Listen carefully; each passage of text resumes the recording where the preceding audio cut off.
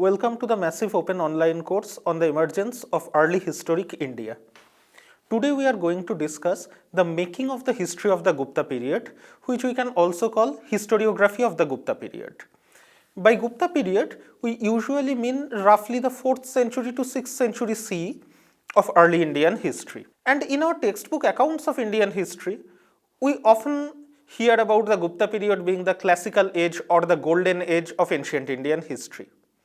That may give us an idea that the Guptas are always there in Indian history and they must be a very popular power in public memory.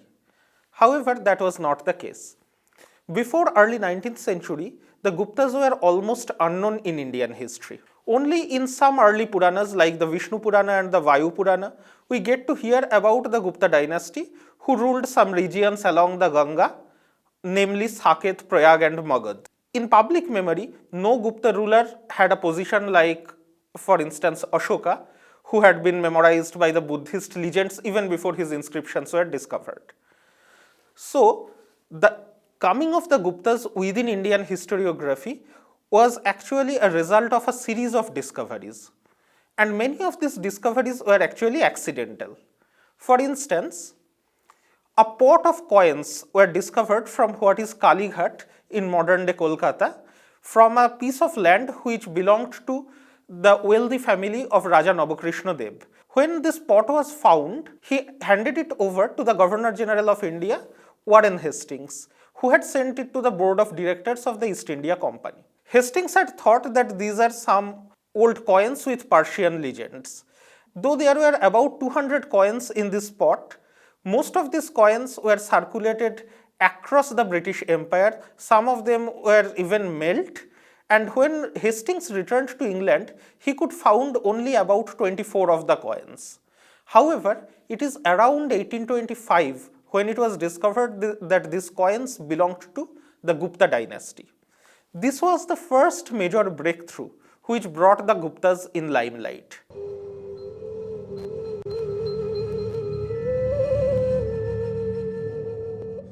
The entire historiography of the Gupta period actually started with the discovery of a particular inscription.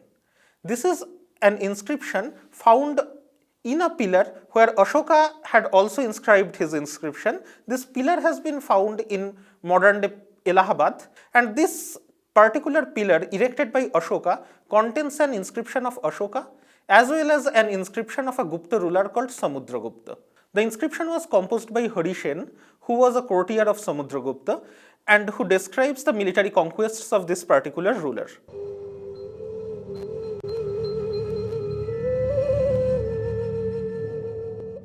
Now, this inscription generated a lot of interest among the colonial historians, many of whom were colonial administrators as well, because this description of the massive conquests of Samudragupta actually matched the colonial vision of an empire created through conquests. Therefore, Samudragupta was one of the most celebrated Indian rulers in colonial historiography. One prominent colonial historian of ancient India, Vincent Smith, had actually compared Samudragupta with Napoleon and called him the Napoleon of India, which is of course terribly anachronistic because Samudragupta is a Gupta ruler of 4th century CE, whereas Napoleon belonged to 19th century France, and this kind of anachronistic comparison would not be acceptable in modern historiography.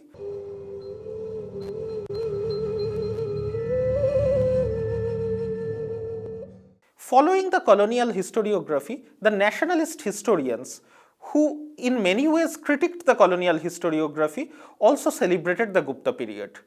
However, the nationalist celebration of the Gupta period was much more expansive than the colonial celebration. Of course, the Gupta conquests were celebrated. R.C. Majumdar, one of the leading nationalist historians, actually carried on the comparison between Napoleon and Samudragupta and tried to show that Samudragupta had an even more successful career than Napoleon.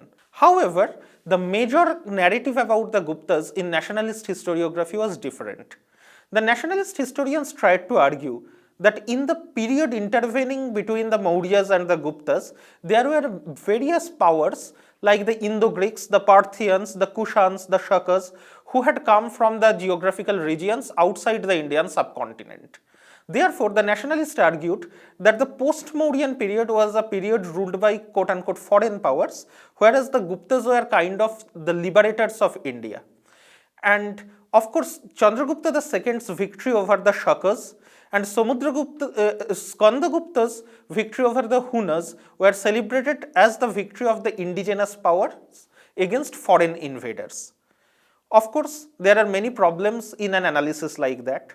The Hunas might have come from outside the subcontinent when Skandagupta resisted them, but the Shakas were ruling in the Indian subcontinent for centuries before they were defeated by Chandragupta II, and the notions of indigenous and foreigner were not the same at that particular point as it is now. This became a focal point of the celebration of the Gupta history, and the nationalist historians associated the Gupta period with the emergence of Puranic Hinduism as well as the growth and development of classical Sanskrit literature. Therefore, the Gupta period was celebrated as a period of Brahmanical renaissance as well as a Sanskritic renaissance, and it was argued that the Guptas, based on Brahmanical religion and Sanskritic culture, were re-establishing the indigenous culture over the foreigners and bringing in a classical age in the cultural field and a golden age of overall growth, development and prosperity.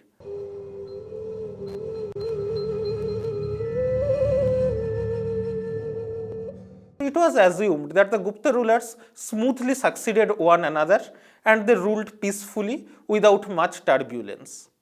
But if we look at the new discoveries of various sources of Gupta history, actually this smooth linear narrative gets broken.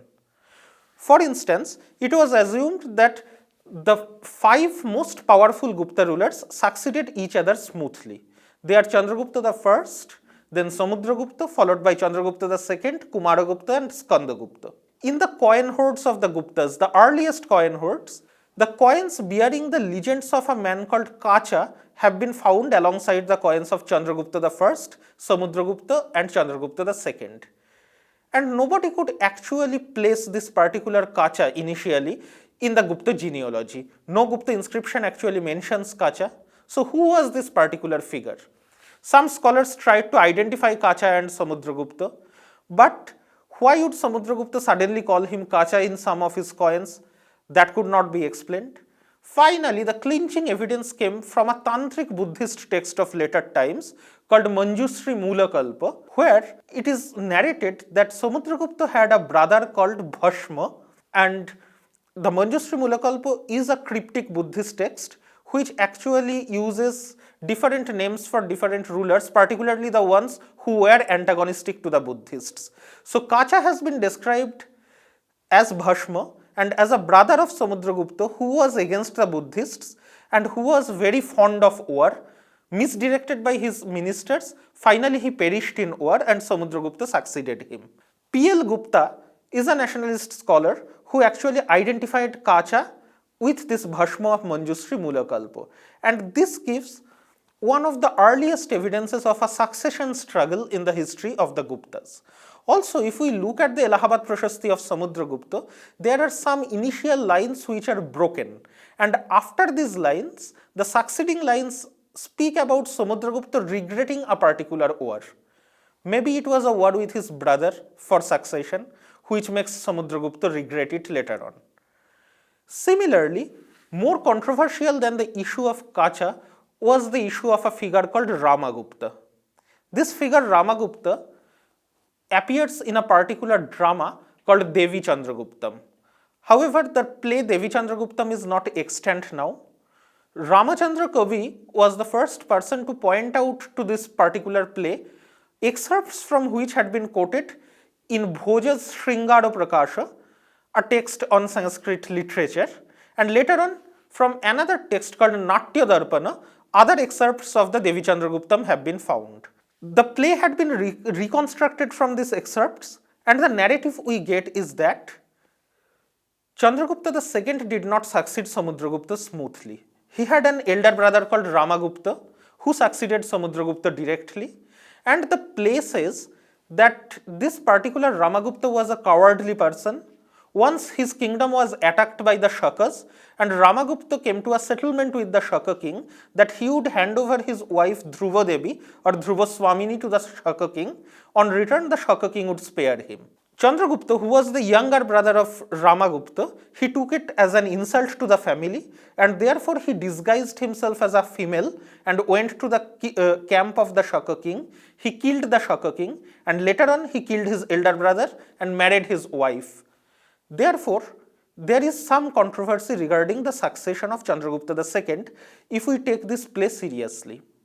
Initially, of course, the nationalist scholars would not take this play as a historical account, because this would not only challenge their notion of a smooth succession in Gupta genealogy, this would also show Chandragupta II, one of the most celebrated Gupta rulers, in a negative light as a person who killed his elder brother and married his wife. However, this incident was very well known in ancient India. And this incident has been quoted by Bana in his Harshacharita, which was composed in the 7th century. The incident occurs in some Rashtrakuta inscriptions of the 9th century. And also, this particular Sanskrit play, probably the play Devi Chandraguptam, was translated from Sanskrit into Arabic by a name called Abu Salih. And this Arabic work was retranslated in Persian in the 11th century. This Persian work has been found, which is called The Story of Rawal and Barkamaris. The storyline is similar to the storyline of Devi Chandraguptam, whereas probably the name Rama became Rawal in Persian, and Barkamaris is probably a Persianized form of Vikramaditya, which was the epithet of Chandragupta II. Therefore, there was a great controversy about whether Devi Chandraguptam should be taken literally as a historical account, or whether Ramagupta is a work of fiction and the creation of the dramatist Vishakha. However, this controversy got settled when some coins of Ramagupta had been found from central India. Apart from these coins, also 3 Jaina images which bear the name of Maharajadhiraja Ramagupta, and Maharajadhiraja is actually the dynastic epithet of the Gupta emperors. So when these images have been found as well as the coins of Ramagupta, there could be little doubt that Ramagupta was a historical figure. Dhruva Devi or Dhruva Swamini also appears in various Gupta records. In inscriptions of Kumaragupta, who succeeded Chandragupta II, Dhruva Swamini occurs as the mother of Kumaragupta. Dhruva Swamini has been mentioned as the mother of another Gupta prince called Govinda Gupta in certain seals of Govinda Gupta. Also, Dhruva Swamini is the only Gupta queen who had a seal of her own. Therefore, the historicity of the event around which the play Devi Chandraguptam was composed cannot be doubted right now. That doesn't mean that every detail of the play Devi Chandraguptam has to be taken literally. That is because this dramatist Vishakha seems to be a courtier of Chandragupta II. His play Mudra Rakshasa actually ends with a prayer for a king called Chandragupta. Now, if this Chandragupta is Chandragupta II, then Vishakha was probably a contemporary of this ruler and probably patronized by him. Therefore, the Devi Chandraguptam could have been composed to actually justify an action of Chandragupta II, which would otherwise seem unjustifiable. If we follow the Persian story of Rawal and Barkamaris, there this argument has been given that actually Dhruva Swamini loved Chandragupta, but Rawal forcibly married her, and therefore, when Rawal tried to hand her over to the Shaka king, Chandragupta killed the Shaka king first, and later on he killed his elder brother. However, whether this defense is actually historical or whether it is just an attempt to whitewash the murder of Ramagupta by Chandragupta II, that is debatable. Therefore, there are various kinds of sources available about the Guptas which would actually problematize and raise questions about the smooth textbook history of the Guptas which is usually presented. If we look at another celebrated Gupta figure, Skandagupta, who had been described by the nationalist historian R.C. Majumdar as the savior of India because he had resisted the Huna invasion. Now, interestingly, Skandagupta seems to be a great warrior who resisted this invasion. He ruled for about 12 years from 455 to 467 roughly. And Skandagupta's achievements are known from three of his inscriptions, one found in Bihar, one found in Bhitari, and one found in Junagadh in Gujarat. However, after Skandagupta, the next major Gupta ruler is Buddhagupta. And in Buddhagupta's inscription, the name of Skandagupta does not occur in Gupta genealogy. Rather, Buddhagupta is presented as a son of Purugupta, who has been shown as the direct descendant of Kumaragupta. So Skandagupta, despite being such a prominent figure in Gupta history, is absent from Gupta genealogy subsequent to his own rule. How can that be explained? Another interesting thing is that most of the Gupta rulers actually named their mothers in their inscriptions. Both their parents are named. However, in the Bihar and Bhitari inscription of Skandagupta, Skandagupta's mother's name is absent. R.C. Majumdar took this as a serious pointer, and he tried to argue that probably Skandagupta was not the son of the chief queen, maybe not the son of any queen, and therefore his mother's name is absent from the Gupta inscriptions, whereas Purugupta was the son of the chief queen of Kumaragupta. However, at the end of Kumaragupta's reign, there was some problem in the Gupta Empire. It was an internal invasion by a power called the Pushyamitras, who were subdued by Skandagupta. And while Skandagupta was subduing the Pushyamitras, Kumaragupta died. Therefore, on the virtue of his recent military accomplishments, Skandagupta succeeded Kumaragupta, even though he was not the son of the chief queen and he might not have been the successor in normal due course. This reference comes in Skandagupta's inscriptions and coins as well. Therefore, the Junagadh inscription of Skandagupta actually says that Shri or Lakshmi, who represents the royal domain, actually chose Skandagupta as her husband in a Swayamvara, ignoring other suitors. That is, it was out of her own volition that royalty chose Skandagupta as the ruler. So Skandagupta's succession even there does not seem to be a direct linear succession. Also, Skandagupta himself has described himself in some inscriptions with the epithet Shri Parikshita Baksha, which means someone whose chest has been tested by Shri or husband of Shri in other words. In some of the coins of Skandagupta also, we see Skandagupta standing with a female figure who holds a lotus and probably symbolizes Shri, and both of them are standing in front of Garuda, who was the vehicle of Vishnu. So therefore, here Skandagupta presents himself not only as a husband of Shri Lakshmi, but identifies himself with Vishnu, who is both the husband of Shri as well as the protector of the world.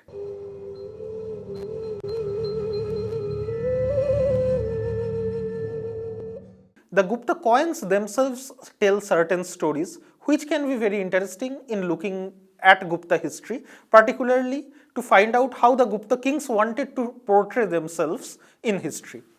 For instance, the dynastic symbol of the Guptas was Garuda, the vehicle of Vishnu, and one of the reasons for that can be that the Guptas were devout Vaishnavas, but it is not as simple. If we follow the Allahabad Prashasti of Samudragupta, we also identify a particular community called the Nagas as the main adversaries of the Guptas. And the Nagas are called Nagas because they used the serpent motif in their coins and seals. In Puranic mythology, Garuda is actually the destroyer of the Nagas. Therefore, Garuda could have been chosen as the symbol of the Guptas.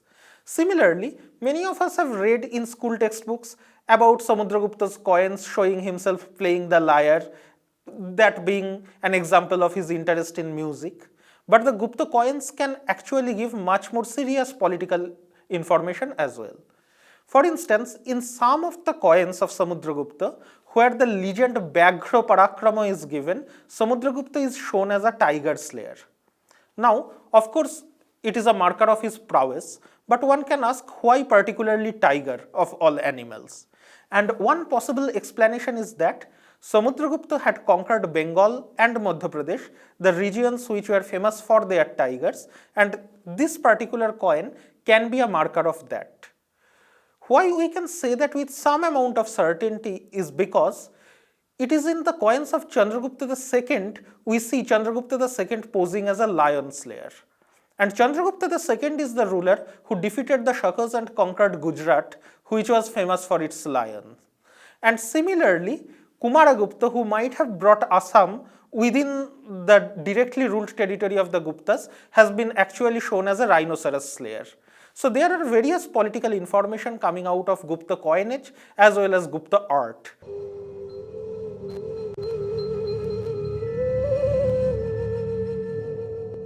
In Gupta art also, this identification of the king with a deity, particularly Vishnu, is very prominent. For instance, in the Udaygiri caves of Madhya Pradesh near Sanchi, we see a massive image of Varaha, the boar incarnation of Vishnu, whose iconography actually identifies him with the Gupta rulers who are celebrated by their subordinate rulers.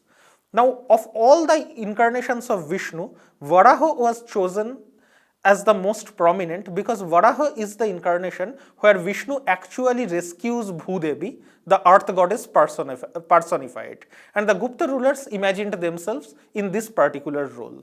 Also in Vishakadatta's Mudra Rakshasa, as I said, that the verse at the end celebrates the ruler Chandragupta, it also identifies Chandragupta with the Varaha incarnation of Vishnu.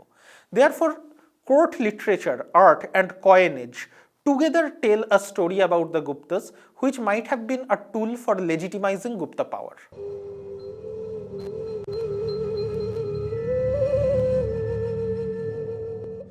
This question may occur: if Guptas are the most powerful rulers of that time, why do they need to legitimize themselves through artistic and religious tools? For instance, when the Mauryas were the most prominent rulers, they did not need much tool of legitimization. The Maurya Emperor Ashoka, who ruled almost the entire Indian subcontinent, called himself only Priyadasi Raja Magadhe, Priyadarshi the king of Magad, and nothing else. Whereas the Guptas took high epithets like Parameshwara, Paramabhattaraka, Maharajadhiraja. Why this difference? The answer lies in the accounts of Gupta administration, about which we also come to know from various Gupta inscriptions. For instance, R.G. Basak has published 5 inscriptions found from a place called Damodarpur in modern day Bangladesh, which are actually inscriptions of land grants and land transactions. There we get to see the municipal and district level administration of the Guptas, and we see there is a massive local participation, unlike in the Mauryan period. Whereas the Mauryas had a tendency to centralize their administrative system, the Guptas did not rule most of their regions directly. There were a network of subordinate rulers who accepted Gupta suzerainty but ruled their own territory semi-independently, like the Balkhas, the Sanakanika Maharajas, the Paribrajaka Maharajas, who accepted Gupta suzerainty but were virtually independent in their own territory. Therefore, there was an element of decentralization in the Gupta administrative structure. And since the Gupta rulership depended on the acceptance of suzerainty by various subordinate rulers, the Guptas need some visual representation of their authority, and they needed to continuously legitimize their rulership through various means. And this element of decentralization, on one hand, had been celebrated by the nationalist historians as a marker of some kind of democratic tendencies or at least local self-government.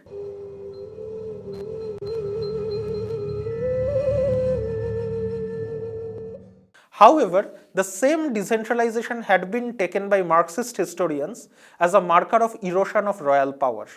And therefore, historians like D.D. Kosambi and later on R.S. Sharma most famously calls the Gupta period as the beginning of what they call Indian feudalism. Feudalism is a political military structure where power gets decentralized, where there is a pyramidal structure of authority, and the king's power becomes nominal, whereas the landed intermediaries become much more powerful. Also, feudalism entails an economy which is totally land-based and agricultural, and there is a decline of urbanity, coinage, and trade and commerce. Therefore, this Marxist notion of the beginning of Indian feudalism in the Gupta period actually challenges the nationalist notion of golden age and marks out Gupta period as a period of economic decline.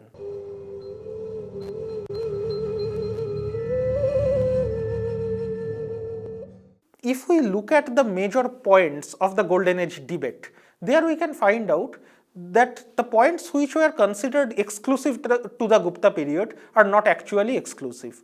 For instance, the flourishing of Sanskrit as court language is a tendency which can be traced back to the post-Maurya period. Actually, it is a Shaka king called Rudradaman whose Junagadh inscription is the first long inscription in Sanskrit, as well as the beginning of classical Sanskrit literature can be traced to pre-Gupta authors like Ashwaghosha and Bhasa. Also, the economic prosperity in the early part of the Gupta period can be attributed to the long-distance maritime trade of the post-Mauryan period. Therefore, marking out Gupta period as a period of exclusive economic prosperity or cultural development is a bit erroneous. On the other hand, the Marxist notion of Indian feudalism is also questionable. Definitely, there was a decline of trade because of the collapse of the Roman Empire. The long distance maritime trade with the Roman Empire collapsed. But there were other maritime trade networks with Southeast Asia, for instance, and the Guptas issued a huge number of gold coins, which actually betrays the notion of feudalism. Therefore, we can say that the Gupta period cannot be seen through a particular prism as the colonial or nationalist or Marxist historians tried to do.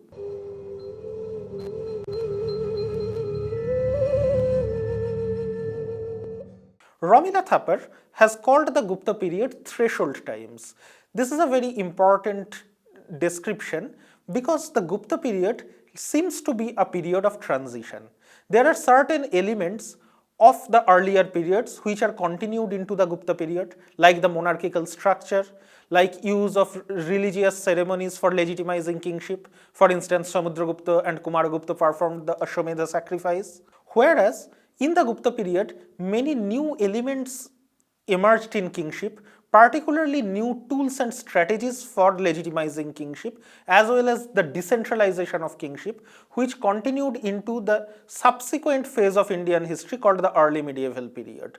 For instance, tax-free land grants to religious functionaries and institutions, which had been called the bedrock of Indian feudalism by the Marxist historians, as well as the growth and development of Puranic religion, which would dominate the religious landscape in the early medieval period. Therefore, we can say that the Gupta period is a period which is kind of a threshold or a watershed, where some elements of the earlier period continued, whereas new elements of kingship and political strategy emerged, which continued in the making of what is known as early medieval India. We must understand that history is not a static discipline.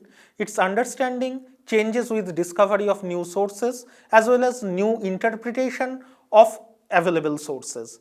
Therefore, our interpretation of Gupta history has changed over the last couple of centuries time and again, and with further new discoveries and interpretations, the history of the Guptas will change further. Thank you.